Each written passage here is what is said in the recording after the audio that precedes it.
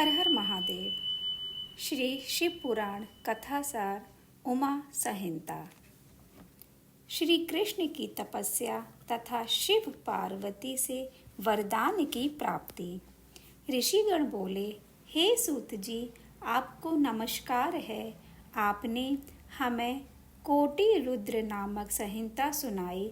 अब आप उमा संहिता में विद्यमान विविध आख्यानों से युक्त पार्वती सहित परमात्मा शिव के चरित्र का वर्णन कीजिए। सूत जी ने कहा, हे शौनक आदि महर्षियों, भगवान शंकर का चरित्र परम दिव्य है। तुम लोग प्रेम से इसका श्रवण करो। पूर्व काल में मुनिवर व्यास ने सनत कुमार जी के सामने ऐसे ही पवित्र प्रश्न को उपस्थित किया था और इसके उत्तर में उन्होंने भगवान शिव के उत्तम चरित्र का गान किया था।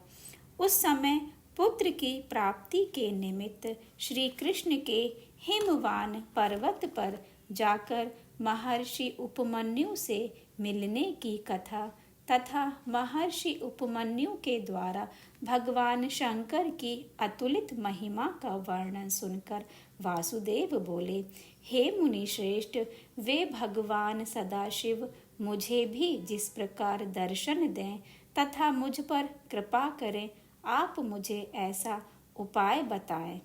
उपमन्यु बोले, हे पुरुषोत्तम, आप थोड़े ही समय में महादेव का दर्शन उन्हीं की कृपा से प्राप्त करेंगे, इसमें संदेह नहीं है।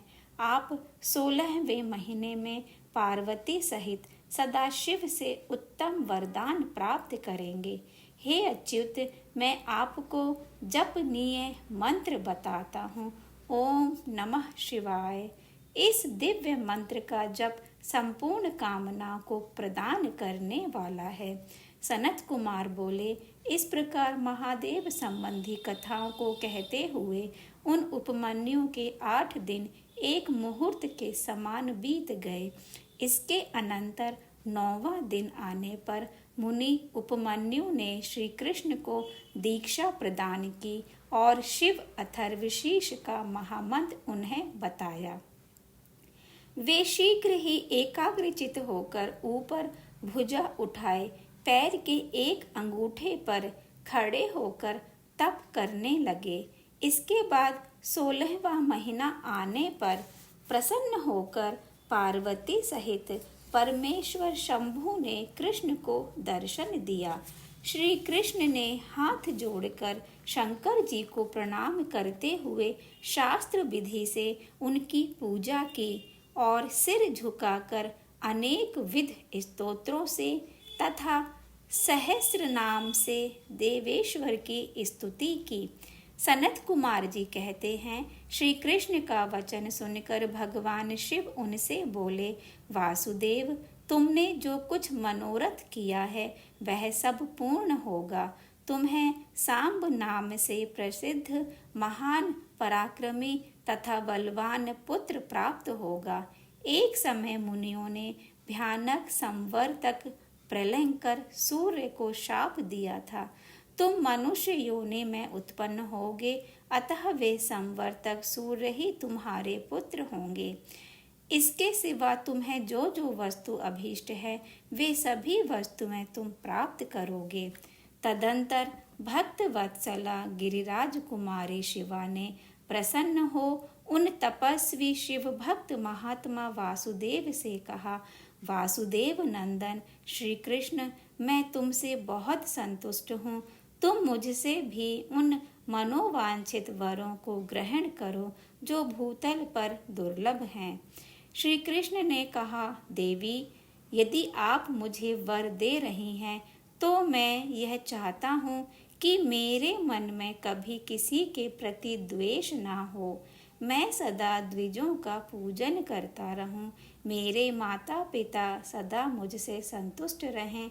मैं जहाँ कहीं भी जाऊं, समस्त प्राणियों के प्रति मेरे हृदय में अनुकूल भाव रहे।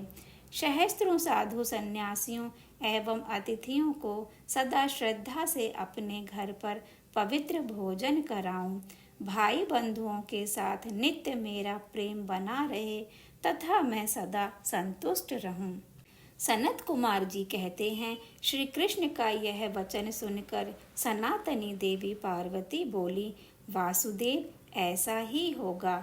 इस प्रकार श्री कृष्ण पर कृपा करके पार्वती जी सहित परमेश्वर शिव वहीं अंतर्ध्यान हो गए। तदंतर श्री कृष्ण ने मुनिवर उपमन्यु को प्रणाम करके उन्हें वर प्राप्ति का सारा समाचार बताया और वे मन ही मन शंभु का स्मरण करते हुए द्वारकापुरी को चले गए। हर हर महादेव। नरक में गिराने वाले पापों का संक्षिप्त परिचय। सनत कुमार जी कहते हैं, व्यास जी, जो पाप परायण जीव महानरक के अधिकारी हैं, उनका संक्षेप में परिचय दिया जाता है। इसे सावधान होकर सुनो। पर स्त्री को प्राप्त करने का संकल्प, पराय धन का अपहरण करने की इच्छा, चित्त के द्वारा अनिष्ट चिंतन तथा ना करने योग्य कर्म में प्रवृत्त होने का दुराग्रह, ये 4 प्रकार के मानसिक पाप कर्म हैं। असंगत प्रलाप, ये बेसिर पैर की बातें, असत्य भाषण, अप्रिय बोलना, पीठ पीछे चुगली करना, ये 4 वाचिक वाणी द्वारा होने वाले पाप कर्म हैं। अभक्ष्य भक्षण, ना खाने योग्य वस्तु को खाना, प्राणियों की हिंसा, व्यर्थ के कार्यों में लगना, दूसरे के धन को हड़प लेना, ये 4 प्रकार के शारीरिक पाप कर्म हैं। इस प्रकार ये 12 कर्म बताए गए जो मन, वाणी और शरीर इन साधनों से संपन्न होते हैं, जो संसार सागर से पार उतारने वाले महादेव जी से द्वेष करने वाले हैं, जो पिता, ताऊ आदि गुरुजनों की निंदा करते हैं, वे सब नरक समुद्र में गिरने वाले हैं।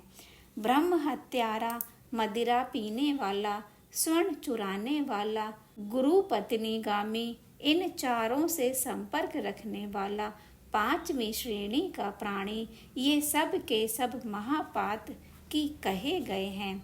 जो देवताओं, ब्राह्मणों तथा गौओं के उपयोग के लिए दी हुई भूमि को हर लेता है तथा अन्याय से धन कमाता है, उसे ब्रह्म हत्यारे के समान ही पातकी जानना चाहिए।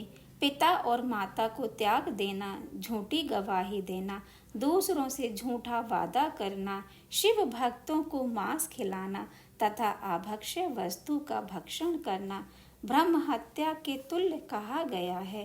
पैतृक संपत्ति के बंटवारे में उलटफेर करना, अत्यंत अभिमान एवं अत्यधिक क्रोध करना, पाखंड फैलाना, कृतघ्नता करना, विषयों में अत्यंत आसक्त होना, कंजूसी करना, सत्पुरुषों से द्वेष रखना, पर स्त्री समागम करना, असत शास्त्रों का अध्ययन करना, पापों में लगना तथा झूठ बोलना, इस तरह के पाप कर्मों में लिप्त स्त्री पुरुष को उपपातकी कहा गया है। हर हर महादेव।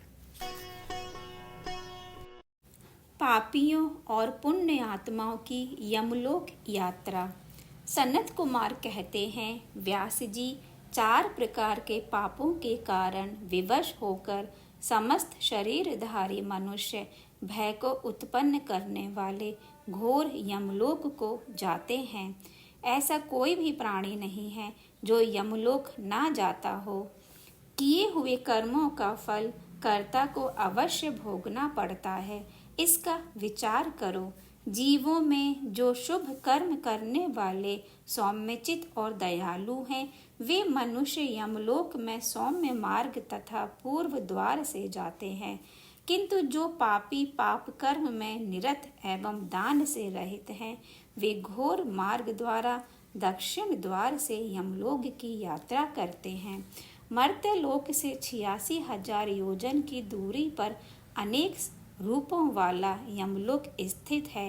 यह पुण्य कर्म वाले मनुष्यों को निकटवर्ती सा जान पड़ता है, किंतु घोर मार्ग से जाते पापियों को बहुत दूर स्थित प्रतीत होता है। वहाँ का मार्ग कहीं तो तीखे कांटों से युक्त है, कहीं कंकड़ों से व्याप्त है, कहीं छुरे की धार के समान तीखे पत्थर उस मार्ग में जड़े हुए हैं, कहीं बड़ी भारी कीचड़ फैली हुई है। बड़े छोटे पातकों के अनुसार वहाँ की कठिनाइयों में भी भारी और हल्कापन है। तदंतर यमपुरी के मार्ग की भीषण यातनाओं और कष्टों का वर्णन करके सनत कुमार जी ने कहा, व्यास जी, जिन्होंने कभी दान नहीं किया है वे लोग भी इस प्रकार दुख उठाते और सुख की याचना करते उस मार्ग पर जाते हैं। जिन लोगों ने पहले से ही दान रूपी पाथे राह खर्च ले रखा है वे सुख पूर्वक यमलोक की यात्रा करते हैं। इस प्रकार की व्यवस्था से कष्ट पूर्वक जब वे यमपुरी पहुँचते हैं तब धर्मराज की आज्ञा से दूतों के द्वारा वे उनके आगे ले जाए जाते हैं। उनमें जो पुण्यात्मा होते हैं उन्हें यमराज स्वागत पूर्वक आसन देकर पाद्य और अर्घ के द्वारा प्रेम पूर्वक सम्मानित करते हैं और कहते हैं कि शास्त्रोक्त कर्म करने वाले आप महात्मा लोग धन्य हैं, जो कि आप लोगों ने दिव्य सुख प्राप्त करने के लिए पुण्य कर्म किया है तथा आप लोग संपूर्ण मनोवांछित पदार्थों से समस्त निर्मल स्वर्गलोक को जाएं। वहाँ पर महान भोगों का उपभोग करके अंत में पुण्य के क्षीण हो जाने पर जो कुछ थोड़ा सा अशुभ शेष रह जाए उसे फिर यहाँ आकर आप लोग भोगेंगे। किंतु जो क्रूर कर्म करने वाले हैं वे यमराज को भयानक रूप में देखते हैं। उनकी दृष्टि में यमराज का मुख दाढ़ों के कारण विकराल जान पड़ता है। नेत्र टेढ़ी भौहों से युक्त प्रतीत होते हैं। वे कुपित तथा काले कोयले के ढेर से दिखाई पड़ते हैं। वे सब प्रकार के दंड का भय दिखाकर उन पापियों को डांटते रहते हैं। उन्हें नेत्र प्रज्वलित अग्नि के समान उद्दीप्त दिखाई देते हैं। वे ऐसे जान पड़ते हैं मानो महासागर को पी रहे हैं और मुंह से आग उगल रहे हैं। उनके अतिरिक्त असंख्य महावीर यमदूत, जिनकी अंग कांति काले कोयले के समान काली होती है, संपूर्ण अस्त्र शस्त्र लिए वे बड़े भयंकर जान पड़ते हैं। पापी लोग इन परिचारकों से घिरे हुए उन यमराज तथा चित्रगुप्त को देखते हैं। उस समय यमराज उन पापियों को बहुत डांटते हैं और भगवान चित्रगुप्त धर्म युक्त वचनों के द्वारा उन्हें समझाते हैं। हर हर महादेव। नरक भेद निरूपण। चित्रगुप्त जी कहते हैं कि हे पाप कर्म करने वालों, तुम लोगों ने स्वयं जो कर्म किया है उसे तुम्हें भोगना पड़ रहा है। अब अपने कर्मों को भोगो, इसमें किसी का दोष नहीं है। सनत कुमार जी बोले, अपने कुत्सित कर्मों तथा बल पर गर्व करने वाले राजा लोग भी अपने घोर कर्मों के करने के कारण चित्रगुप्त के सामने उपस्थित हुए। तब धर्म के ज्ञाता चित्रगुप्त ने यमराज की आज्ञा से क्रोध युक्त होकर उन्हें शिक्षा प्रदान करते हुए कहा, हे राजाओं, तुम लोगों ने राज्य भोग के मोह से अन्यायपूर्वक जबरदस्ती जो प्रजाओं को दंडित किया है, अब उसका फल भोगो। उन राजाओं के कर्म को बतलाकर धर्मराज यम ने उनके पाप रूपी कीचड़ की शुद्धि के लिए दूतों से यह कहा है, हे चंड महाचंड, इन राजाओं को बलपूर्वक पकड़कर क्रम से नरक की अग्नियों में इन्हें शुद्ध करो। इसके अनंतर सनत कुमार जी ने नरक कोटियों के नाम बताए हैं। उनमें प्रथम रौरव नरक है, जहाँ पहुंचकर देहधारी जीव रोने लगता है। महारौरव की पीड़ा से तो महान पुरुष भी रो देते हैं। इसके बाद शीत और उष्ण नामक नरक हैं। इस प्रकार इन नरकों की संख्या 28 है और क्रमशः उनके 5-5 नायक कहे गए हैं। महानरक मंडल 140 नरकों का बताया गया है। सनत कुमार जी कहते हैं, व्यास जी, इन सब भयानक पीड़ादायक नरकों में पापी जीवों को अत्यंत भीषण नरक यातना भोगनी पड़ती है। जो धन रहते हुए भी तृष्णा के कारण उसका दान नहीं करते, भोजन के समय पर घर आए हुए अतिथि का अनादर करते हैं, वे पाप का फल पाकर अपवित्र नरक में गिरते हैं। देवता, पितर, मनुष्य, प्रेत, भूत, गुहक, पक्षी, कृमि, कीट, कुत्ते और कौवे, वे सभी गृहस्थ से अपनी जीविका चलाते हैं। अतः इनके निमित्त अन्न का कुछ भाग बलि के रूप में प्रदान करना चाहिए।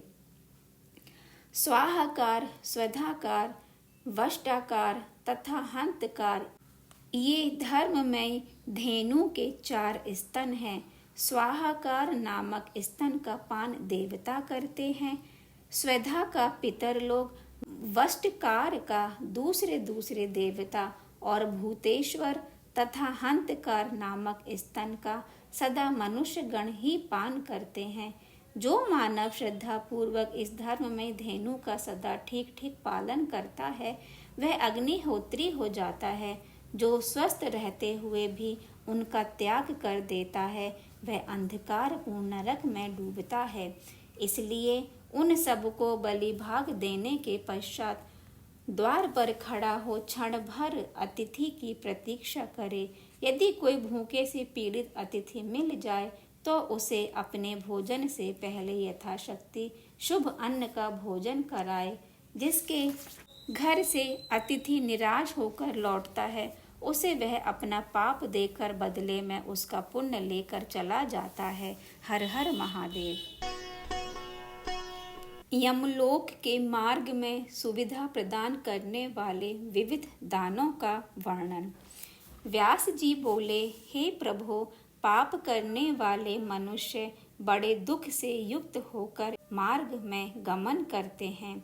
अब आप उन धर्मों को कहिए जिनके द्वारा वे सुख पूर्वक यम मार्ग में गमन करते हैं।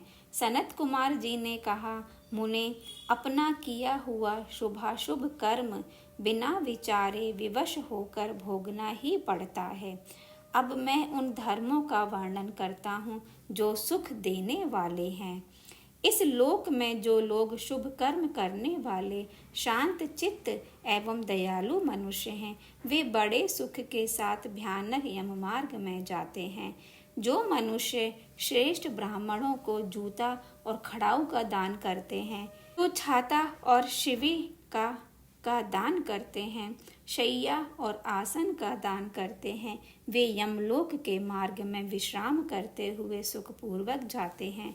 जो उद्यान लगाने वाले, छायादार वृक्ष लगाने वाले तथा मार्ग के किनारे वृक्ष का आरोपण करने वाले हैं, वे धूप में भी बिना कष्ट उठाए यमलोक को जाते हैं। जो देवता, अग्नि, गुरु, ब्राह्मण और माता पिता की पूजा करते हैं, वे मनुष्य स्वयं भी पूजित होते हुए यथेक्ष सुख पूर्वक यमपुरी को जाते हैं। दीपदान करने वाले मनुष्य सभी दिशाओं को प्रकाशित करते हुए जाते हैं। ग्रह दान करने से दाता रोग शोक से रहित हो सुखपूर्वक यात्रा करते हैं। स्वर्ण और रत्न का दान करने से मनुष्य दुर्गम संकटों को पार करता हुआ जाता है। सभी दानों में अन्नदान श्रेष्ठ कहा गया है, क्योंकि वह तत्काल प्रसन्न करने वाला, हृदय को प्रिय लगने वाला एवं बल बुद्धि को बढ़ाने वाला है। हे मुनि श्रेष्ठ, अन्नदान के समान कोई दूसरा दान नहीं है, क्योंकि अन्न से ही प्राणी उत्पन्न होते हैं और अन्न के अभाव में मर जाते हैं। अन्न का दान करने वाला प्राणदाता तथा प्राण दान करने वाला सर्वस्व का दाता कहा गया है। अन्न ही साक्षात ब्रह्मा, विष्णु और महेश है। अतः अन्नदान के समान ना कोई दान हुआ है और ना होगा। अन्न, पान, अश्व, गौ, वस्त्र, शैया, छत्र एवं आसन, ये 8 प्रकार के दान यमलोक के लिए विशेष रूप से श्रेष्ठ कहे गए हैं। इस प्रकार के श्रेष्ठ दान से मनुष्य विमान द्वारा धर्मराज के लोक को जाता है, इसलिए इनका दान अवश्य करना चाहिए। हर हर महादेव। जल दान, सत्य भाषण और तप की महिमा। सनत कुमार जी कहते हैं कि हे व्यास जी, जलदान सब दानों में सबसे उत्तम है, क्योंकि जल सभी जीव समुदाय को तृप्त करने वाला जीवन कहा गया है। इसलिए मनुष्य को चाहिए कि वह कुआं, बावड़ी, तालाब एवं प्याऊ आदि बनवाए, जिसके बनवाए हुए जलाशय में गौ, ब्राह्मण तथा साधु पुरुष सदा पानी पीते हैं, वह अपने सारे वंश का उद्धार कर देता है। जो वीरान एवं दुर्गम स्थान में वृक्षों को लगाता है, वह अपनी बीती हुई तथा आने वाली सभी पीढ़ियों के सभी पितृलोकों का उद्धार कर देता है। लगाए गए ये वृक्ष दूसरे जन्म में उस व्यक्ति के पुत्र होते हैं। वृक्ष पुष्पों के द्वारा देवगणों की, फलों के द्वारा पितरों की, छाया के द्वारा सभी अतिथियों की पूजा करते हैं। अतः वृक्षों को अवश्य लगाना चाहिए। सत्यवादी पुरुष स्वर्ग से कभी नीचे नहीं गिरते। सत्य ही पर ब्रह्म है, सत्य ही परम तप है, सत्य ही श्रेष्ठ यज्ञ है।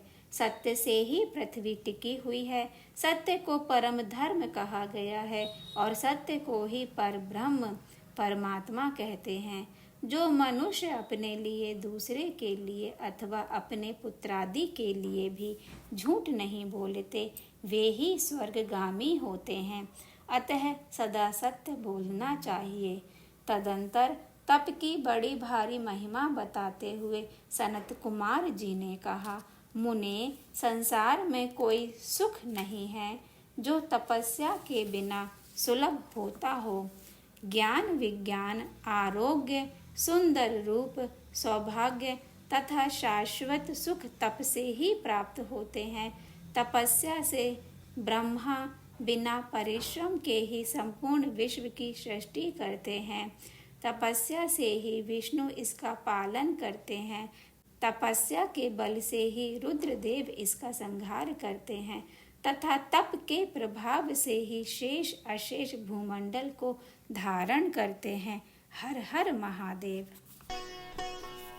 नरक प्राप्ति कराने वाले असत कर्मों का वर्णन एवं शिव नाम स्मरण की महिमा। इसके बाद ब्रह्मांड दान का महात्म्य एवं ब्रह्मांड का वर्णन करके सनत कुमार जी बोले, हे व्यास जी, जो मनुष्य ब्राह्मण, देवता एवं गौओं के पक्ष को छोड़कर अन्यत्र झूठी गवाही करता है अथवा मिथ्या भाषण करता है, वह रौरव नरक में जाता है। भ्रूण गर्भस्थ शिशु की हत्या करने वाला, स्वर्ण चुराने वाला, गायों को चरने से रोकने वाला, विश्वासघाती, सुरापान करने वाला, ब्राह्मण का वध करने वाला, दूसरों के द्रव्य को चुराने वाला तथा इनका साथ देने वाला और गुरु, माता, गौ तथा कन्या का वध करने वाला मरने पर तप्त कुंभ नामक नरक में जाता है। जो द्विज अंत्यज से सेवा कराता है, नीचों से प्रतिग्रह ग्रहण करता है, यज्ञ के अनधिकारियों से यज्ञ कराता है एवं अभक्ष्य वस्तुओं का भक्षण करता है, ये सब रुधि रौध पूर्वह नामक नरक में जाते हैं। जो मनुष्य मन, वचन तथा कर्म से वर्णाश्रम धर्म के विपरीत आचरण करते हैं, वे नरक में गिरते हैं। हे व्यास जी, स्वयंभुव मनु ने बड़े पापों के लिए महान प्रायश्चित तथा अल्प पापों के लिए अल्प प्रायश्चित कहा है। जिस पुरुष के चित्त में पाप कर्म करने के अनंतर पश्चाताप होता है, उसके लिए तो एकमात्र शिव जी का स्मरण ही सर्वोत्तम प्रायश्चित है। हे व्यास जी, नरक और स्वर्ग ये पाप और पुण्य के ही दूसरे नाम हैं। इनमें एक तो दुख देने वाला है, दूसरा सुख देने वाला है। ये सुख दुख तो मन के ही विकार हैं। ज्ञान ही पर ब्रह्म है, ज्ञान ही तात्विक बोध का कारण है। यह सारा चराचर विश्व ज्ञान में ही है। उस परम विज्ञान से भिन्न दूसरी कोई वस्तु नहीं है। हर हर महादेव। तपस्या से शिवलोक की प्राप्ति। व्यास जी बोले, हे सनत कुमार, अब आप उस शिवलोक की प्राप्ति का वर्णन करें जहाँ जाकर शिव भक्त मनुष्य फिर नहीं लौटते हैं। सनत कुमार कहते हैं, हे व्यास जी, शुद्ध कर्म करने वाले एवं अत्यंत शुद्ध तपस्या से युक्त जो मनुष्य प्रतिदिन शिव जी की पूजा करते हैं, वे सब प्रकार से वंदनीय हैं। शिव जी की कृपा का मूल हेतु तपस्या ही है। तप के प्रभाव से ही देवता, ऋषि और मुनि लोग स्वर्ग में आनंद प्राप्त करते हैं। जो पुरुष इस मनुष्य जन्म को पाकर अपना परम कल्याण नहीं करता, वह मरने के बाद बहुत काल तक शोक करता रहता है। सभी देवताओं एवं असुरों के लिए यह मनुष्य जन्म अति दुर्लभ है। अतः उसे प्राप्त करके वैसा कर्म करना चाहिए जिससे नरकों में न जाना पड़े। जब तक शरीर स्वस्थ रहे तब तक धर्माचरण करते रहना चाहिए, क्योंकि अस्वस्थ हो जाने पर मनुष्य कुछ भी करने में समर्थ नहीं होता। हे मुनि सत्तम, जिन्होंने शिव शिव तथा हर हर इस नाम का उच्चारण किया है, उन्हें नरक और यमराज से भय नहीं होता। संसार रूपी महारोगों का नाश करने वाला एकमात्र शिव नाम ही है। इसके अतिरिक्त अन्य कोई उपाय नहीं दिखाई देता है। मूर्ख प्राणी अधर्म का आचरण करने से हजारों जन्मों तक जन्म मरण के चक्र में घूमता रहता है और उसी अधर्म के कारण अंधकार में पड़ा रहता है। अतः मनुष्य किसी श्रेष्ठ स्थान को प्राप्त कर प्रमाद ना करे और विपत्तियों को सहकर भी सर्वदा अपने स्थान की रक्षा करे। सनत कुमार बोले, जिस प्रकार भीतर विष्ठा से परिपूर्ण घट बाहर से शुद्ध होता हुआ भी अपवित्र हो जाता है, उसी प्रकार शुद्ध किया हुआ यह शरीर भी अपवित्र कहा गया है। दुष्ट आत्मा तीर्थ स्थान से अथवा तपों से कदापि शुद्ध नहीं होता है। भाव दुष्ट मनुष्य भले ही संपूर्ण गंगा जल से तथा पहाड़ भर मिट्टी से भली भांति जन्म भर स्नान करता रहे, फिर भी शुद्ध नहीं होता। गंगा आदि तीर्थों में मछलियां तथा देवालयों में पक्षी नित्य निवास करते हैं, किंतु वे भावहीन होने के कारण फल नहीं पाते। इसी प्रकार भाव दुष्ट को तीर्थ स्थान एवं दान से कोई फल प्राप्त नहीं होता। ज्ञान रूपी निर्मल जल से और वैराग्य रूपी मृतिका से मनुष्य के अविद्या रूपी मलमूत्र के लेप की दुर्गंध दूर हो जाती है। बुढ़ापे से ग्रस्त हुआ मनुष्य असमर्थ रहता है, अतः यौवनावस्था में ही धर्माचरण कर लेना चाहिए। जो द्विज प्रातः काल उठकर आलस्य रहित होकर एकांत में प्राणायाम करता है, वह जरा और मृत्यु को जीतकर वायु के समान गतिशील होकर आकाश में विचरण करता है तथा प्रशंसनीय सौख्य एवं परम सुख प्राप्त करता है। हर हर महादेव। भगवती उमा का काली का अवतार। इसके अनंतर छाया पुरुष सर्ग, कश्यप वंश, मनुष्य वंश, सत्यव्रतादि वंश, पितृकल्प तथा व्यासोत्पत्ति आदि का वर्णन सुनने के पश्चात मुनियों ने सूत जी से कहा, हे ब्रह्मवेत्ताओं में श्रेष्ठ सूत जी, अब आप लोग आपसे भगवती जगदम्बा के मनोहर चरित्र को सुनना चाहते हैं। पर ब्रह्म महेश्वर की जो सनातनी आद्या शक्ति हैं, वे ही त्रिलोकी को उत्पन्न करने वाली पराशक्ति हैं। उनके दक्ष कन्या सती तथा हेमवती पार्वती, ये दो अवतार हमने सुने हैं। हे महामते, अब आप उनके अन्य अवतारों का वर्णन कीजिए। सूत जी बोले, जो मनुष्य देवी को छोड़कर दूसरे देवताओं की शरण लेता है, वह मानो गंगा जी को छोड़कर मरुस्थल के जलाशय के पास जाता है। जिनके स्मरण मात्र से धर्म, अर्थ, काम एवं मोक्ष चारों पुरुषार्थों की अनायास प्राप्ति होती है, उन देवी उमा की आराधना कौन श्रेष्ठ पुरुष छोड़ सकता है। पूर्व काल में महामना सुरथ ने महर्षि मेधा से यही बात पूछी थी। उस समय मेधा ने जो उत्तर दिया मैं वही बता रहा हूँ। पहले स्वरोचिष मनवंतर में विरथ नाम से प्रसिद्ध एक राजा हो गए हैं, जिनके पुत्र सुरथ हुए, जो महान बल और पराक्रम से संपन्न थे। राजा सुरथ के पृथ्वी पर शासन करते समय 9 ऐसे राजा हुए, जिन्होंने उनके हाथ से भूमंडल का राज छीन लिया। शत्रु ने सारा राज्य अपने अधिकार में करके सुरथ को कोलापुर से निकाल दिया। राजा सुरथ अकेले ही घोड़े पर सवार हो नगर से बाहर निकले और वन में चले गए। वहां उन्होंने एक श्रेष्ठ मुनि का आश्रम देखा, जहां वेद मंत्रों की ध्वनि गूंज रही थी तथा सभी जीव जंतु शांत भाव से रहते थे। वहां जाने पर मुनीश्वर मेधा ने मीठे वचन तथा भोजन और आसन द्वारा नरेश का आदर सत्कार किया। एक दिन राजा सुरथ चिंतित होकर कुछ विचार कर रहे थे। इतने में समाधि नामक एक वैश्य भी वहां आ पहुंचा, जिसने बताया कि मेरे पुत्रों और स्त्री आदि ने धन के लोभ में मुझे घर से निकाल दिया है, अतः दुखी होकर मैं वन में चला आया हूँ। परंतु यहाँ आकर भी मुझे उनका कुशल समाचार न मिलने की चिंता लगी हुई है। इस प्रकार मोह से व्याकुल हुए वैश्य और राजा दोनों ने मुनिवर मेधा से अपनी व्यथा सुनाई और कहा कि हम दोनों का मन मोह से व्याकुल हो गया है।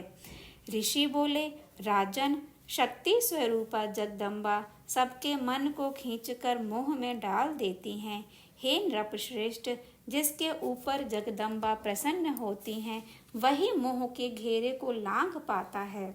राजा ने पूछा, मुने, वे देवी महामाया कौन हैं? किस प्रकार उनका प्रादुर्भाव हुआ? कृपा करके मुझे बताइए। ऋषि बोले, जल में निमग्न योगेश्वर भगवान केशव शेष की शैया बिछाकर योग निद्रा में शयन कर रहे थे। उन्हीं दिनों भगवान विष्णु के कानों के मैल से 2 असुर उत्पन्न हुए, जो भूतल पर मधु और कैटभ के नाम से विख्यात हैं। वे दोनों भगवान विष्णु की नाभि से उत्पन्न ब्रह्मा को देखकर उन्हें मार डालने को उद्यत हो गए। उस समय उन दोनों दैत्यों को देखकर तथा विष्णु को क्षीर सागर में शयन करते हुए जानकर ब्रह्मा जी परमेश्वरी की स्तुति करने लगे। हे अंबिके, तुम इन दोनों दुर्जय असुरों को मोहित करो और अजन्मा भगवान नारायण को जगा दो। ब्रह्मा जी के प्रार्थना करने पर जगत जननी महाविद्या फाल्गुन शुक्ला द्वादशी को शक्ति के रूप में प्रकट हो महाकाली के नाम से विख्यात हुई। इसके बाद जनार्दन ऋषिकेश निद्रा से उठे और उन्होंने अपने सामने मधुकैटभ नामक दोनों दैत्यों को देखा। उन दैत्यों के साथ विष्णु का 5000 वर्षों तक बाहु युद्ध हुआ।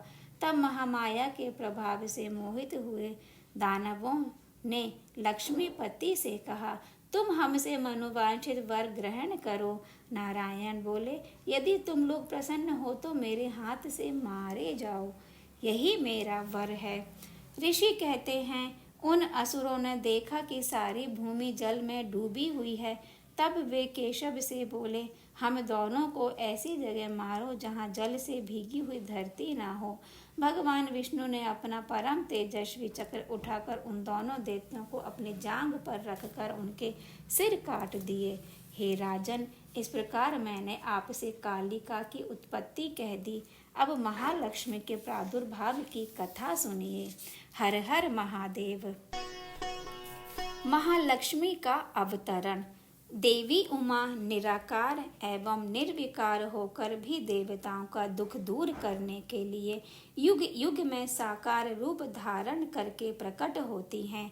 वे लीला से इसलिए प्रकट होती हैं कि भक्तजन उनके गुणों का गान करते रहें। ऋषि कहते हैं, हे राजन, पूर्व समय में महिषासुर के अत्याचारों से पीड़ित ब्रह्मादि देवों की प्रार्थना से प्रादुर्भूत महालक्ष्मी द्वारा महिषासुर का वध हो जाने पर इंद्रादि सभी देवता देवी की स्तुति करने लगे, गंधर्व गीत गाने लगे और अप्सरा नृत्य करने लगी। इस प्रकार देवी महालक्ष्मी के अवतरण की कथा के उपरांत मेधा ऋषि ने महासरस्वती के प्रादुर्भाव का प्रसंग सुनाया। हर हर महादेव। महासरस्वती का प्राकट्य तथा उनके द्वारा शुंभ निशुंभ आदि का वध। ऋषि कहते हैं, हे राजन, पूर्व समय में शुंभ और निशुंभ नामक दो सहोदर प्रतापी दैत्य हुए।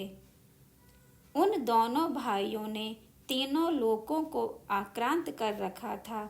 उन दोनों से पीड़ित देवगण हिमालय पर्वत पर जाकर देवी उमा का स्तवन करने लगे। देवताओं की स्तुति करते देखकर गौरी देवी ने उनसे पूछा, आप लोग यहाँ किसकी स्तुति कर रहे हैं? उसी समय पार्वती के शरीर से एक कन्या प्रकट हुई। उसने पार्वती से कहा, हे माता, महाबली शुंभ निशुंभ से पीड़ित ये सभी देवता मेरी स्तुति कर रहे हैं। उस देवी ने सभी देवताओं से कहा, आप सब निर्भय होकर निवास कीजिए, मैं आपका कार्य सिद्ध करूंगी। ऐसा कहकर वे देवी उसी क्षण अंतर ध्यान हो गईं।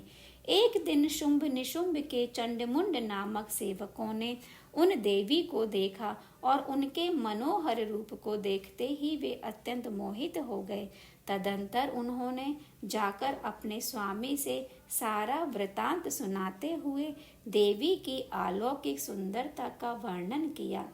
चंडमुंड के द्वारा कहा गया यह वचन सुनकर उस असुर ने देवी के पास अपना सुग्रीव नामक दूत भेजा और उससे कहा, हे दूत, तुम हिमालय पर्वत पर जाकर उस सुंदर स्त्री को प्रयत्न पूर्वक मेरे पास लाओ। उसकी आज्ञा पाकर उस सुग्रीव ने हिमालय पर्वत पर जाकर महेश्वरी जगदम्बा को अपने स्वामी का संदेश सुनाया तथा उनसे शुंभ निशुंभ को पति रूप में स्वीकार करने का आग्रह किया। देवी बोली, हे दूत, जो युद्ध में मुझे जीत लेगा और मेरा अहंकार दूर करेगा, मैं उसे ही पति रूप में वरण करूंगी। तब सुग्रीव नामक दूत ने देवी का यह वचन वहां जाकर विस्तार पूर्वक अपने राजा से कह दिया। दूत की बात सुनकर शुंभ ने क्रोधित हो अपने सेनापति धूम्रलोचन को उस सुंदरी को बलपूर्वक लाने की आज्ञा दी। इस प्रकार शुंभ की आज्ञा प्राप्त कर धूम्रलोचन नामक दैत्य ने हिमालय पर जाकर उमा के अंश से उत्पन्न भुवनेश्वरी से कहा, हे सुंदरी, तुम मेरे स्वामी के पास चलो, नहीं तो मैं तुम्हें मार डालूंगी। देवी बोली, युद्ध के बिना मेरा जाना असंभव है। देवी द्वारा ऐसा कहे जाने पर वह दानव धूम्रलोचन उनकी ओर झपटा, किंतु महेश्वरी ने हूँ के उच्चारण भाव से उसे उसी क्षण भस्म कर दिया। उसी समय से ये देवी लोक में धूमावती नाम से विख्यात हैं। धूम्राक्ष के मारे जाने पर समाचार सुनकर शुंभ अत्यंत क्रोधित हुआ। तब उसने चंडमुंड एवं रक्तबीज नामक असुरों को भेजा। उन असुरों से वाद विवाद तथा युद्ध होने पर परमेश्वरी ने लीला मात्र से चंडमुंड सहित महान असुर रक्तबीज को भी मार डाला। ऋषि बोले, हे राजन, उस महान असुर ने इन दैत्यवरों के मारे जाने का समाचार सुनकर अपने दुर्जय गणों को युद्ध के लिए जाने की आज्ञा दी। इसके साथ ही निशुंभ और शुंभ दोनों भाइयों ने रथ पर आरूढ़ हो स्वयं भी युद्ध के लिए प्रस्थान किया। घोर युद्ध होने तथा राक्षसों का महान संहार हो जाने के पश्चात देवी अंबिका ने विष में मुझे तीखे बाणों द्वारा निशुंभ को मारकर धराशायी कर दिया। अपने असीम शक्तिशाली छोटे भाई के मारे जाने पर शुंभ रोष से भर गया और उसने रथ पर बैठकर 8 भुजाओं से युक्त हो महेश्वर प्रिया अंबिका पर एक बड़ी भारी शक्ति छोड़ी, जिसकी शिखा से आग की ज्वाला निकल रही थी, परंतु देवी ने एक उल्का के द्वारा उसे मार गिराया। तत्पश्चात चंडिका ने त्रिशूल उठाकर उस असुर पर घातक प्रहार किया। शिवा के लोक पावन पाणी पंकज से मृत्यु को प्राप्त होकर वे दोनों असुर परम पद के भागी हुए। उन महापराक्रमी दोनों भाइयों के मारे जाने पर सभी दैत्य व्याकुल होकर 10 दिशाओं में भाग गए। इंद्रादि सभी देवता सुखी हो गए। राजन, इस प्रकार शुंभासुर का संहार करने वाली देवी सरस्वती के चरित्र का वर्णन किया गया, जो साक्षात उमा के अंश से उत्पन्न हुई थीं। हर हर महादेव। भगवती उमा का प्रादुर्भाव। मुनि बोले, सूत जी, अब आप भुवनेश्वरी उमा के अवतार का वर्णन करें, जो पर ब्रह्म मूल प्रकृति निराकार होकर भी साकार तथा नित्यानंदमयी सती कही जाती हैं। सूत जी कहते हैं, एक बार देवताओं एवं दैत्यों में परस्पर युद्ध हुआ। उसमें महामाया के प्रभाव से देवगणों की विजय हुई। इससे देवताओं को अहंकार हो गया और वे अपनी प्रशंसा करने लगे। उसी समय वहां एक पुंजीभूत तेज प्रकट हुआ, जिसे देखकर देवता आश्चर्यचकित हो उठे। उन्हें यह पता नहीं था कि वह श्यामा भगवती उमा का उत्कृष्ट प्रभाव है, जो देवताओं के अभिमान को चूर्ण करने वाला है। देवताओं के अधिपति ने देवताओं को उस तेज की परीक्षा करने की आज्ञा दी। सर्वप्रथम वासुदेव उस तेज पुंज के निकट गए। तेज पुंज के पूछने पर वासुदेवता अभिमान पूर्वक बोले, मैं वायु हूँ, संपूर्ण जगत का प्राण हूँ, मैं ही समस्त विश्व का संचालन करता हूँ। तब उस महातेज ने कहा, यदि तुम जगत के संचालन में समर्थ हो तो इस तृण को अपने इच्छानुसार चलाओ तो सही। तब वायु देवता ने सभी उपाय करके अपनी सारी शक्ति लगा दी, परंतु वह तिनका अपने स्थान से तिल भर भी नहीं हटा। इससे वायुदेव लज्जित हो गए और इंद्र की सभा में लौटकर अपने पराजय का सारा वृतांत सुनाया। तब इंद्र ने बारी बारी से समस्त देवताओं को भेजा, पर वे उसे जानने में समर्थ न हो सके। तब इंद्र स्वयं ही गए। इंद्र को आते देख वह तेज तत्काल अदृश्य हो गया। इससे इंद्र बड़े विस्मित हुए। तब इंद्र ने यह विचार किया कि जिसका ऐसा चरित्र है, मुझे उसी की शरण में जाना चाहिए। इसी बीच अकारण करुणा मूर्ति सच्चिदानंद रूपिणी भगवती उमा उनका अभिमान दूर करने के लिए चैत्र शुक्ल नवमी को मध्याह्न काल में वहीं प्रकट हुई। तेज के मध्य में विराजमान पर ब्रह्म स्वरूपिणी महामाया ने कहा, मैं निराकार होकर भी साकार हूँ, मैं ही पर ब्रह्म परम ज्योति प्रणव और युगल रूपिणी हूँ। काली, लक्ष्मी और सरस्वती आदि संपूर्ण शक्तियाँ तथा ये सकल कलाएं मेरे ही अंश से प्रकट हुई हैं। मेरे ही प्रभाव से तुम लोगों में संपूर्ण दैत्यों पर विजय पाई है। सगुण एवं निर्गुण यह मेरा 2 प्रकार का रूप कहा गया है। प्रथम रूप माया में है तथा दूसरा रूप माया रहित है। हे देवताओं, इस प्रकार मुझे जानकर और अपने गर्व का परित्याग करके भक्ति से युक्त होकर मुझ सनातनी प्रकृति की आराधना करो।